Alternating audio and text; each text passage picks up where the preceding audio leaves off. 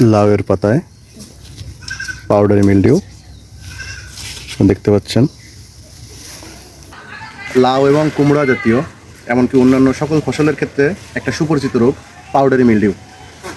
Powdery mildew বলা হয় কারণ এর পাতার উপর পিঠে এবং তল পিঠে সাদা সাদা পাউডারের মতো সোপ সোপ দাগ পড়ে এবং হাত দিলে অনেক সময় পাউডারটা কি যায়, লেগে যায়।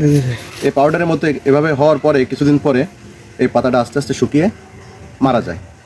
এটা একটা ছত্রাকজনিত লাউ কুমড়া গাছের একটা মারাত্মক রোগ আমরা দেখতে পাই।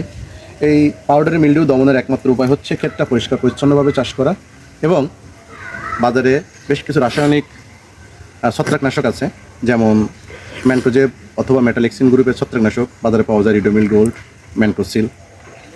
এছাড়া কার্বেন্ডাজিম গ্রুপের ছত্রাকনাশক দিলেও এই পাউডারি মিলডিউ রোগটা দমন করা যায়।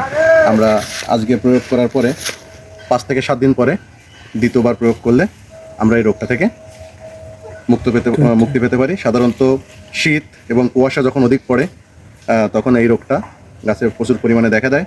আমরা আমাদের সুন্দর ক্ষেতটাকে সুন্দর এবং ভালো ফলন পাওয়ার জন্য এই পাউডারি মিলডিউ রোগ দমনের কোনো বিকল্প নাই।